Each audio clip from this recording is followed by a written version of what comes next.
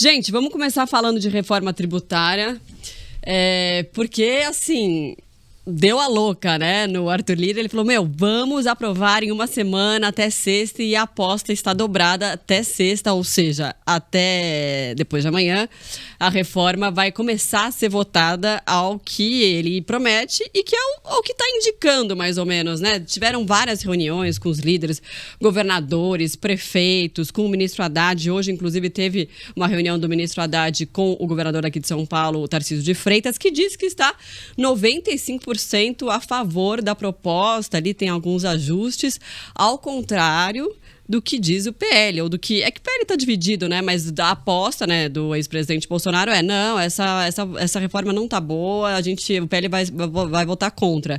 E aí, hein? Como é que fica essa situação, essa saia justa, né? Claro, o Tarcísio é do Republicanos e tal, mas enfim, é da mesma base ali, né? Se elegeu muito na onda do bolsonarismo. Fala, Joel, começa você. Primeiro ponto que eu vi agora, que eu achei assim um exemplo de responsabilidade do Tarcísio, admirável até, que ele está se reunindo com o Bolsonaro para ver se convence ele da importância da reforma tributária, né? Porque de fato é uma reforma assim essencial para o Brasil. Tá? O Brasil é o país, não é o ranking, não é o top 5, o Brasil é o país que tem é o top 1, a maior complexidade tributária do mundo. O que quer dizer complexidade tributária? É a quantidade de horas, de dias de trabalho que as empresas têm que gastar para conseguir calcular e pagar os seus impostos. Isso de um lado. E do outro lado, a quantidade de judicialização que acontece. Porque a empresa calcula o imposto de um jeito, chega a Receita Federal e diz, não, na verdade o cálculo era outro, vocês fizeram errado aqui. Então vai na justiça, as empresas têm que ter um passivo tributário enorme. Isso representa assim, um custo para o Brasil gigantesco, que é o pior do mundo. Tá? O segundo lugar é a Bolívia, mas é 30% menos ruim que a gente. Assim. Então é um negócio realmente calamitoso do Brasil. E essa reforma que vai instituir aí o imposto sobre o valor agregado, né, IVA, provavelmente em 2 estágios, o federal e estadual que seja, mas que é uma reforma que está sendo discutida há 30 anos nesse país. Entra governo e sai governo, todo mundo diz que adoraria fazer, mas até hoje ninguém quis ou conseguiu fazer. Alguns quiseram e não conseguiram, e outros, infelizmente, não quiseram. Foi o caso do governo Bolsonaro. Tá? O governo Bolsonaro, não sei se teria conseguido, porque a gente sabe que outras reformas que ele tentou, ele também não conseguiu levar à frente, mas essa ele nem tentou, porque ele queria aquela coisa da CPMF, que é um imposto super ruim ali, que o Guedes falou que queria, daí não fez também. Enfim, ficou travada. E agora a gente tem a grande oportunidade. Curiosamente, no governo PT, hein? Em qualquer outra situação, o PT seria contra essa reforma. Agora que ele chegou no poder, agora que ele viu que é importante, acho que foi muito influência do Alckmin, inclusive o Alckmin falava muito na campanha, o PT se dispôs a fazer, e a gente tem um Congresso que também tem agenda própria, sabe? Isso que me dá alguma esperança de conseguir, porque se não fosse isso, eu teria zero esperança. Isso aí é um negócio, mexe com grupo de interesse, mexe com lobby, mexe com um monte de coisa. E por que o Lira tá tão engajado, você acha? Eu acho que a gente tem um Congresso que é de fato reformista. Veja o Congresso como foi na reforma da Previdência do Bolsonaro. O Bolsonaro chegou a dizer lá que o Rodrigo Maia era o capitão, o general dele, uma coisa assim, né? Que era o presidente da Câmara ali. A gente tem no Congresso uma maioria de pensamento de centro-direita que quer fazer reformas importantes no país. Isso existe, isso é verdade. O que não exclui, estão negociando um monte de coisas por fora, querem cargos, querem verba. Agora, eu acho que tem uma ideia atrasada também, uma ideia equivocada, que é a seguinte: o governo tem propostas. E o Congresso é uma massa passiva que o governo compra e faz as propostas que ele quer. Hoje, eu não sei se já foi assim no passado, mas hoje em dia não é mais assim. Porque veja, mesmo que o Lula quisesse reverter a privatização da Eletrobras, Congresso, diversos partidos, União Brasil, PP, PL, enfim, uma série de partidos, MDB já diz, não, isso não vai acontecer, não vai reverter. Não vai reverter marco do saneamento, não vai rediscutir Banco Central, autonomia do Banco Central, isso está feito. O Congresso fez. E o Congresso tem esse valor.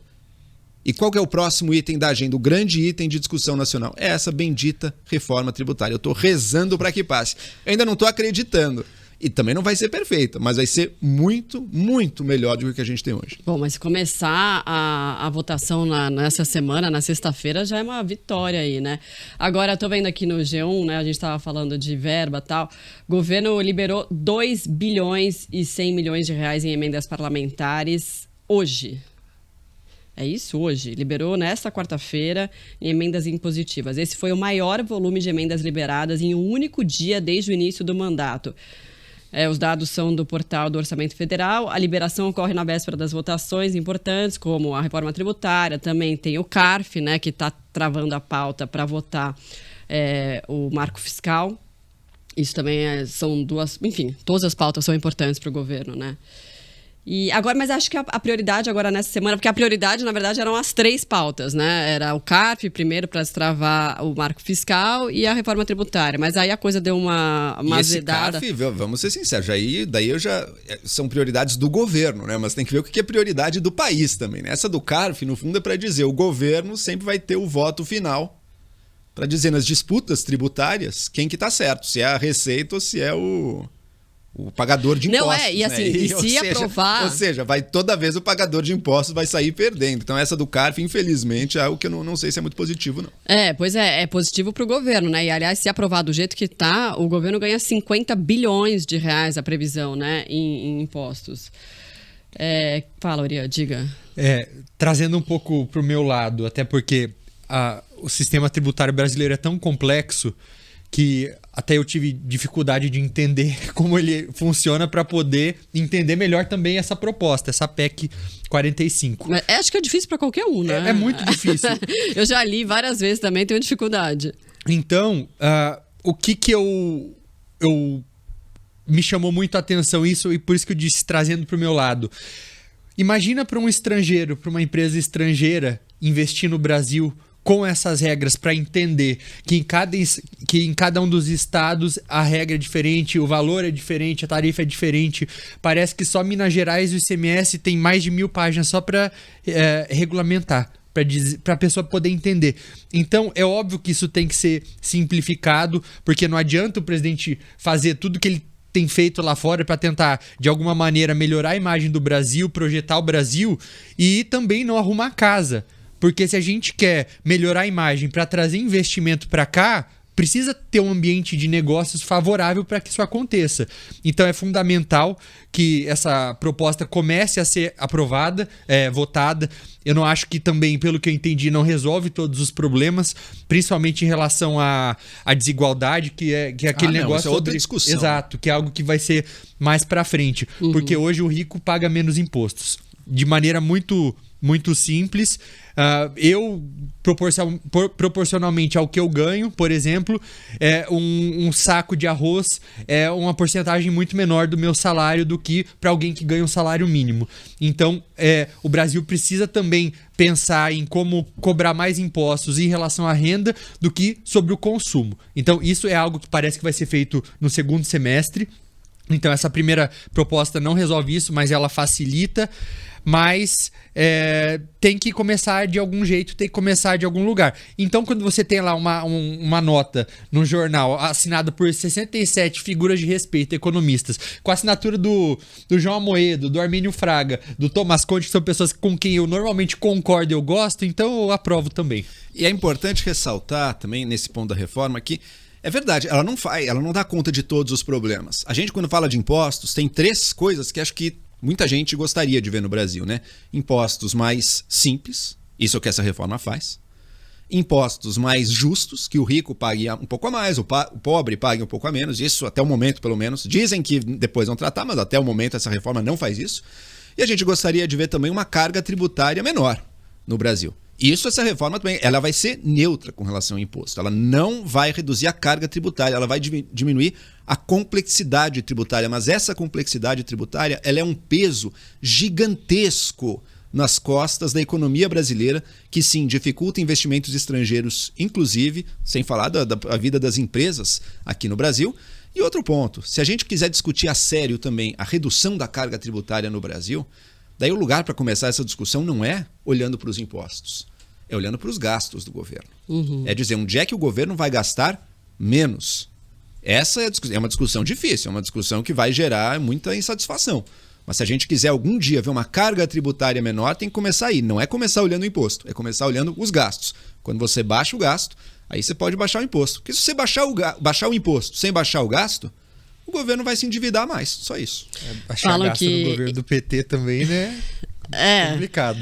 Aí falam que em relação à reforma tributária, né, aos tributos aqui, que a gente tem a complexidade que a gente estava falando, que você precisa ter um setor financeiro maior que a empresa aqui, né, para tentar entender como é que funciona o negócio. Agora, as pautas relacionadas à economia, elas estão andando de certa forma, né, isso é muito positivo para o governo, mas não é uma vitória do governo, acho que são pautas mais de Estado do que efetivamente do governo. Aqui, claro, o governo é beneficiado, né? Tem dois tipos de agenda no governo PT, né? Uma é que eu também não excluo totalmente o governo, mas essa reforma tributária, lógico, marco fiscal, são as pautas do Ministério da Fazenda, do Haddad, da ala, digamos assim, mais responsável, talvez, do governo. Que está se articulando muito bem também, essas andam para frente porque elas estão se articulando bem e, mais do que isso, elas já têm uma adesão prévia de grande parte do Congresso. Vai ter que negociar o apoio? Vai, mas é um apoio que já está meio encaminhado para acontecer. Daí tem outras pautas, as pautas do PT mais raiz, as pautas do PT mais radical, que essas não adianta ir negociar com o Congresso, porque daí tem uma barreira enorme para conseguir, que é reverter privatizações, que é interferir no Banco Central, mas tem até imposto sobre grandes fortunas, coisas que eu duvido muito que vão acontecer. Por quê? Porque mesmo se o governo quisesse se empenhar nessas, você tem um Congresso ali que não está disposto tão fácil assim a aprovar essas coisas. Mas eu acho que até por causa disso também que o governo quer ajudar a aprovar essa PEC agora, para mostrar alguma coisa, porque se for ver em 6 meses de governo, não teve nada de importante que foi aprovado. Então, ao invés de fazer barulho querendo aprovar aquelas pautas mais ideológicas, é isso, vamos mostrar resultado. Acho que até o próprio Lira tem o interesse aí, depois das polêmicas nas quais ele se envolveu nas últimas semanas, entregando pessoas, tudo, de querer deixar o seu próprio marco, de ser o presidente da Câmara que fez alguma coisa relevante. E depois de tanto tempo, né? Sem dúvida, acho que quando a Câmara dos Deputados fica cada vez mais poderosa, né? A figura do presidente da Câmara, ele vai ganhando assim um destaque, uma importância no Brasil que não tinha antes. Então ele passa a ser alguém que passa a querer ter legado também, né? O que o Rodrigo Maia deixou para o Brasil? A reforma da Previdência, ele que ajudou. O que o Arthur Lira vai deixar para o Brasil? Vai deixar possivelmente reforma tributária. E são coisas que, sem o Congresso estar diretamente engajado e levando adiante contra muito lobby, contra muito grupo de interesse, contra uma oposição que às vezes só de birra. Como veio do Lula, eu não quero. Tá, mas é uma proposta que é de um deputado do PP, é muito anterior ao governo Lula, não tem nada a ver. A proposta nem é, né? O governo Lula abraçou essa bandeira, mas a proposta não é deles, tá? Então, acho que essas coisas se juntam e eu tô vendo assim na internet assim, uma campanha forte surgindo contra a reforma tributária. Vai exigir de muita gente que entenda os termos, os pontos, os detalhes, de desconstruir cada um dos pontos ali dessa propaganda contrária, né? Mas sem o engajamento do Congresso, acho que nada aconteceria. De uma parte expressiva do Congresso, eu quero dizer. Né? O fato de até dessa proposta ter um incentivo grande à cultura, isentando, né, os impostos em relação a certos setores, isso já é uma maneira de também tentar conseguir apoio de uma classe artística, por exemplo, que vai ter interesse ali em ver o seu setor mais quente. Sim. E são coisas que eu, inclusive, seria uma reforma perfeita, não teria isenção para a classe artística, para o setor A, setor B, mas a gente sabe que a realidade da democracia é essa, né? Você vai negociando, você vai botando um ponto aqui, um ponto ali. O importante é o seguinte, que no final das contas, você não vai ter a reforma perfeita, mas você vai ter uma situação muito melhor da situação que você tinha antes. E se conseguir fazer isso, esse é o ganho que dá para esperar numa democracia e que é o positivo, que é o que a gente tem que mirar. Com certeza.